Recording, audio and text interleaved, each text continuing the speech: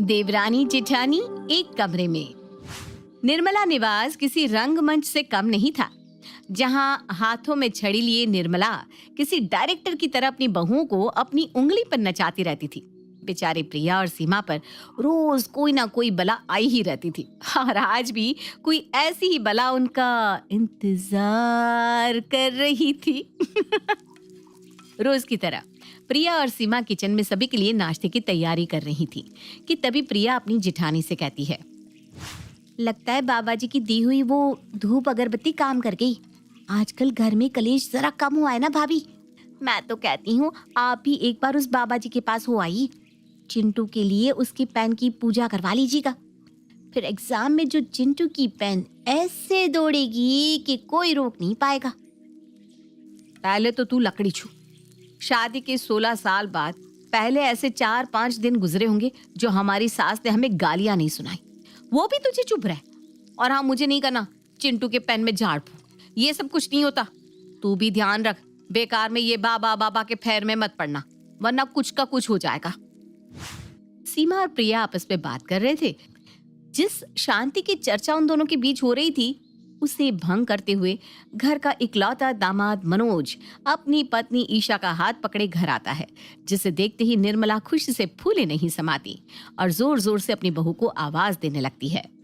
अरे बड़ी बहू कहाँ हो? अरे प्रिया जल्दी बाहर आओ, देखो जमाई जी आए हैं, चाय नाश्ता लेकर आओ। अब बैठिए ना, जमाई जी खड़े क्यों हैं? अपने ससुराल में जवाई तो आराम करते ही अच्छे लगते हैं।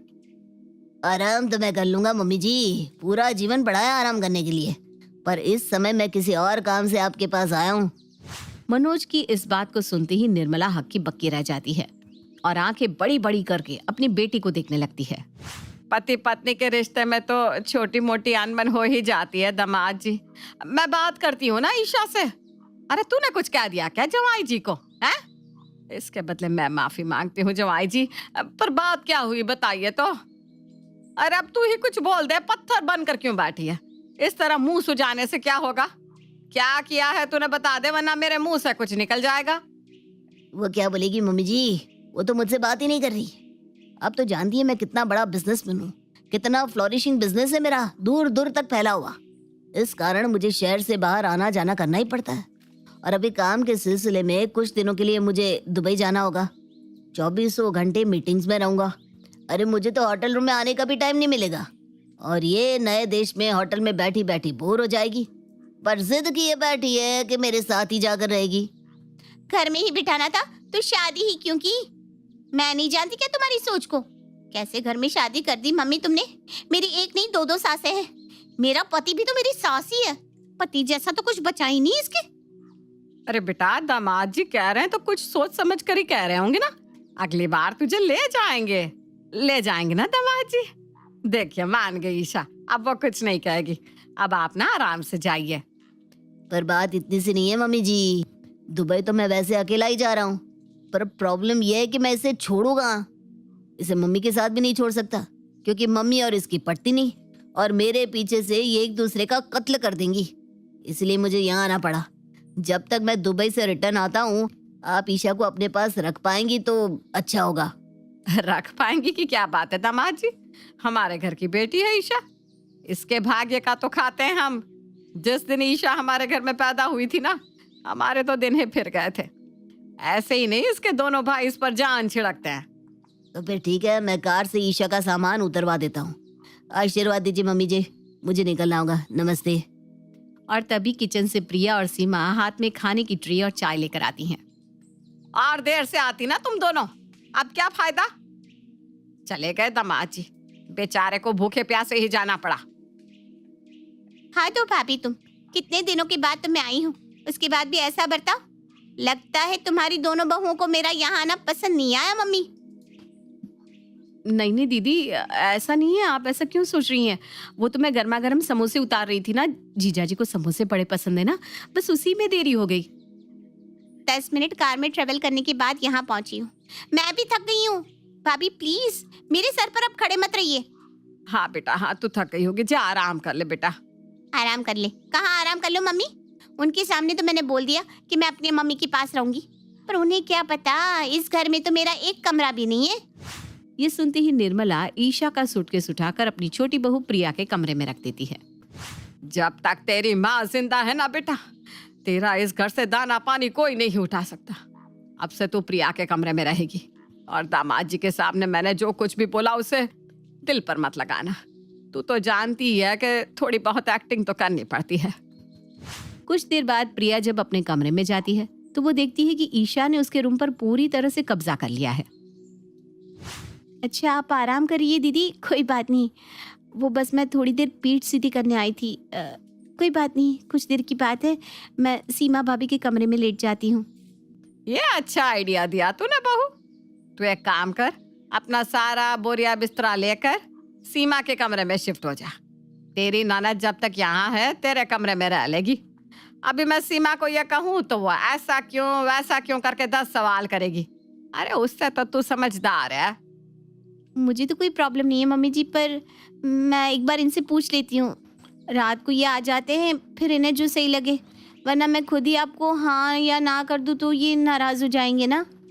और रात को खाने के टेबल पर खाने के साथ परोसा जाता है एक सवाल कि ईशा सोए तो सोए कहाँ। एकदम सही फैसला किया है मम्मी तुमने।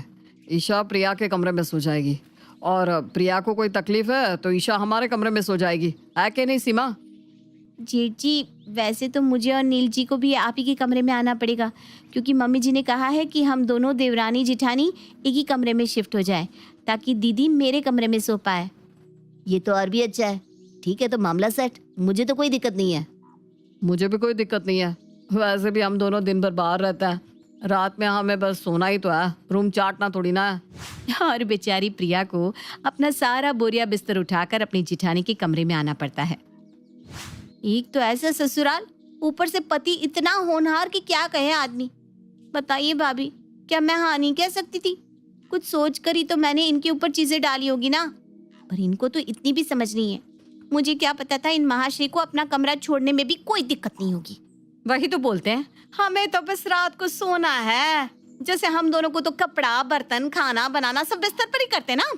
ऐसा सबक सिखाऊंगी इन दोनों को कि खुद माँ से कहकर ईशा को तेरे कमरे से हटवाएंगे। प्रिया और सीमा मिलकर ये प्लानिंग कर लेती है कि जैसे ही रात को उन दोनों के पति कमरे में सोने के लिए आएंगे, वो दोनों पहले ही बिस्तर पर सो जाएगी, और रात को खाने के बाद दोनों वैसा ही करती है। खाने का मजा आ गया ना भैया। और जो लास्ट में मुखवास रखती है ना प्रिया, उसका तो कोई जवाब ही नहीं। आह। ये कहता हुआ नील जैसे ही प्रेम के कमरे का दरवाजा खोलता है तो देखता है कि प्रिया और उसकी भाभी बिस्तर पर आराम से हाथ पैर फैलाए जोर जोर से खर्राटे ले रही हैं। अरे मैं तो भूल ही गया था, अब से हम दोनों को साथ सोना है। मेरा मतलब है हम चारों को। अरे सीमा जरा उठो, हम दोनों को भी सोना है। किंग साइज का बेड है प्रिया, जरा साइड हो जाओ ना। मैं और भैया बाकी कोनों में सो जाएंगे। अरे बैठने भर तो जगह दो यार, ठंड कितनी है। आपके कमरे में तो हीटर था ना भैया, वो कहाँ गया? उठाकर ले गई तुम्हारी बहन। भाभी सपने में बोल रही है क्या? नहीं यार, पर मुझे समझ में आ रहा है कि आगे क्या होने वाला है। लगता है मम्मी की बात मानकर हम दोनों ने बहुत बड़ी गलती कर दी है।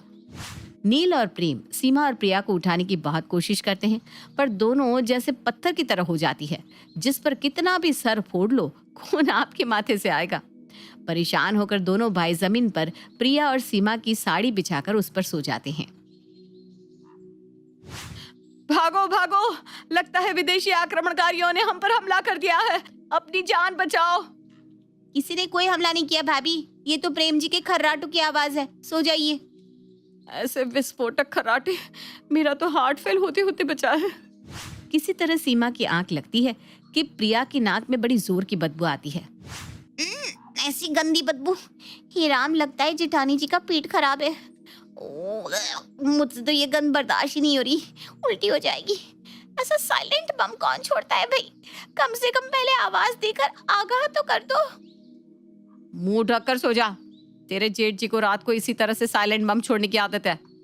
अगली सुबह, अरे यार प्रिया, मेरी वो ऑफिस की फाइल कहाँ चली गई? आँख तो खुलने दीजिए। एक तो दूसरे के बिस्तर पर मुझे नींद नहीं आती। बोलिए, किस फाइल की बात कर रहे हैं? एक ही होगी। जो भी कमरे में था सब कुछ मम्मी जी ने इसी कमरे में फिकवा दिया है। ढूंढ लीजिए, इसी कबाड़ में होगा कहीं। नील पूरे कमरे को उथल पुथल कर देता है, पर कहीं भी उसे अपनी फाइल नहीं मिलती और उसे बिना फाइल के ही अपने ऑफिस जाना पड़ता है। बड़ी ठंड है, एक काम करती हूँ, जाकर अपना हीटर तेरे कमरे से ले आती हूँ। जैसे ही सीमा प्रिया के कमरे में जाती है, वो देखती है कि ईशा और निर्मला आराम से भुजिया खाते हुए बिस्तर पर बैठी हीटर का मजा ले रही हैं। यहाँ आने के बाद ना जरा सुकून मिलता है मम्मी, वरना वहाँ तो मेरी सास दिन भर मेरे सर पर खड़ी रहती है। ऐसे ये कौन सा बिस्तर है भाभी का जो मायके से लेकर आई थी? वो तो फूल से भी हल्का था, एक पैर से इधर उधर हो जाता था। ये वाला काफी मजबूत लग रहा है, कहीं तुमने तो बनवा कर नहीं दिया मम्मी? अरे नहीं नहीं बेटा, ये तो प्रेम लेकर आया था। ये अच्छा है, जब बहन कुछ मांगे तो भाइयों के जेब में फूटी कौड़ी नहीं रहती। और अपनी पत्नियों के लिए बड़े बड़े किंग साइज के बिस्तर आ रहे हैं, हीटर आ रहे हैं। तभी सीमा कमरे में आकर कहती है, ये हीटर प्रिया का नहीं, मेरा है दीदी। बाप रे, अब इस घर में मेरा तेरा भी होने लगा। लगता है तू भूल गई है कि अभी इस घर की मालकिन मैं हूँ सीमा। इस घर का सारा सामान मेरे ही अंडर आता है, तो शांति से बाहर जा और दरवाजा लगाते हुए जाना। और हाँ, दोपहर में ईशा के मन का ही खाना बनेगा। एक तो जा रही है जान, ऊपर से आपका फरमान। ऐसे ही मेरे कमरे में देवर जी और देवरानी आ गए, ऊपर सब ये ठंड भी हमें ही बर्दाश्त करनी होगी। इसीलिए तो आप चारों को एक कमरे में शिफ्ट किया है भाभी, ताकि आप लोगों को सर्दी ना लगे। वरना मेरा क्या है, ठंड में ठिठुरती इस सड़े हुए हीटर में सो जाऊंगी। गुस्से में सीमा बड़बड़ाती हुई रसोई में जाती है। गैस ऑन कर दो प्रिया, जरा स्टोव पर ही हाथ सेक लूं। यहाँ तो अपना सामान इस्तेमाल करने की भी इजाजत नहीं मिल रही। वही ना भाभी, मैं तो क्या बताऊं, अपने मायके वालों से बात तक नहीं कर पा रही हूँ। रात को जेठ जी के रहते फोन पर बात करना ठीक नहीं लगता। अब मेरे बोलने से उनकी नींद खराब ना हो जाए, इसलिए मैं अपने घर पर भी बात नहीं कर पा रही। ऊपर से जेठ जी के साइलेंट बम। अरे मेरा तो सर ही फट रहा है, कितने जोर जोर से प्रेम खर्राटे लेता है बाबा रे। दिन बीतते जाते हैं। सीमा और प्रिया पूरी तरह से परेशान हो चुकी थी और उन्हीं के साथ साथ परेशान हो गए थे नील और प्रेम भी। पर बस घड़ी को भरने में जरा सी और देर थी, जो उसी रात को पूरी हो जाती है। रात को सभी खाना खाकर आराम से अपने अपने कमरे में सोने जाते हैं और अपने प्लान के मुताबिक सीमा और प्रिया पहले ही बिस्तर पर सो जाती है। नील और प्रेम दुखी मन के साथ जमीन पर जैसे तैसे सो रहे होते हैं कि रात के 2 बजे वो लोग देखते हैं कि उनके कमरे का टीवी खुद ब खुद ऑन हो गया है। ये इतनी रात को टीवी अपने आप कैसे चालू हो गया? भाभी के कमरे में कोई भूत तो नहीं है? और तभी वो जब नींद से उठकर देखता है तो पता चलता है कि बिस्तर पर उसकी माँ और बहन बैठकर आराम से टीवी देख रही हैं। अब प्रिया भाभी के कमरे में टीवी तो है नहीं, इसलिए हम यहाँ टीवी देखने आ गए। कोई प्रॉब्लम होगी क्या? ये सुनते ही प्रेम का गुस्सा टूट पड़ता है। ये सब क्या हरकत है मम्मी? कितना साथ दोगी तुम इसका? सुबह हमें ऑफिस भी जाना है। 1 महीने से ये हमारे सर पर नाच रही है और तुम हो कि इसे और नचवाए जा रही हो। तुम्हारे खुद के कमरे में 2-2 बिस्तर है, एक पर इसे सुला नहीं सकती जो हमारे सर पर इसे चढ़ा दिया तुमने? अरे ना ना, मुझे ना फैल कर सोने की आदत है। रात को बार बार टॉयलेट जाती हूँ और कभी इस बिस्तर पर सो जाती हूँ तो कभी उस बिस्तर पर। मुझे ना भरा हुआ बिस्तर बर्दाश्त नहीं होगा बे। अब इस उम्र में तू मेरी आदतें बदलवाना चाहता है क्या? बुढ़ापे में कभी किसी की आदत बदलती हुई सुनी है तूने? भैया ठीक कह रहे हैं मम्मी। 1 महीने से हम चारों कितना कॉम्प्रोमाइज कर रहे हैं। रात को सोने तक दुश्वार हो गया है। ये एक आंख देख रही हो, मेरी ये तो लाल ही रहने लगी है, क्योंकि बिस्तर से प्रिया की साड़ी का पल्ला मेरे मुंह पर ही गिरता रहता है और अक्सर मेरी आंखों पर चला जाता है। पर तुमने एक बार नहीं पूछा कि मेरी आंखों में ये सूजन क्यों आई। अरे जिसको भी मेरे डिसीजन से प्रॉब्लम है ना, वो आराम से मेरे घर को छोड़कर जा सकता है। बोलो मत, अभी तक मैंने अपनी प्रॉपर्टी किसी और के नाम नहीं की, मालकिन मैं ही हूँ। निर्मला और ईशा से पूरी तरह हारे हुए नील और प्रेम, सीमा और प्रिया अगली सुबह जैसे ही अपने कमरे से बाहर निकलते हैं तो सामने मनोज को खड़ा देखते हैं। मनोज को देखकर उनकी आंखों में ऐसी खुशी जग जाती है मानो कोई उन्हें जेल से छुड़ाने आया हो। आप चारों एक ही कमरे में सो रहे थे? अरे जीजू आप आगे बैठिए ना। वो क्या है ना, घर पर तो एडजस्ट करना ही पड़ता है। मुझे माफ करना, ट्रिप जरा लंबा चल गया नील, पर तुम लोगों को अब और एडजस्ट नहीं करना पड़ेगा। मैं अभी ईशा को ले जाता हूँ। अरे ईशा देख, जवाई जी आए हैं। सब अच्छे से हो गया ना जवाई बाबू? बस आप लोगों के कारण सब कुछ अच्छे से हो गया। ईशा यहाँ थी तो मुझे उसके बारे में टेंशन लेने की जरूरत नहीं पड़ी और मैं अच्छे से अपने काम पर फोकस कर पाया। 50 लाख का फायदा हुआ है मुझे। इसलिए मैं वहां से आप लोगों के लिए एक आईफोन और मेरी तरफ से ये एक छोटा सा गिफ्ट लाया हूँ। ये कहता हुआ मनोज अपनी जेब से 2 एनवलप और 2 आईफोन निकालता है, जिसे देखते ही निर्मला अपने हाथों को आगे करते हुए कहती है, इस सब की क्या जरूरत थी जमाई जी, पर लाए है तो अब रख लेते हो। ये लीजिए भाभी, अब दोनों ने बहुत एडजस्ट किया है, इसलिए अपने जीजू की तरफ से ये एक छोटा सा गिफ्ट। मनोज निर्मला के सामने प्रिया और सीमा को एक एक आईफोन और पैसों का एनवलप देता है, जिसे देखकर निर्मला के तो तोते उड़ जाते हैं। और मेरे लिए क्या लाए तुम? आपके लिए तो वो खुद आए ना दीदी, और क्या हो सकता है इससे बड़ा सरप्राइज। और आखिरकार ईशा अपने ससुराल चली जाती है और देवरानी जेठानी का कमरा फिर से उनका हो जाता है।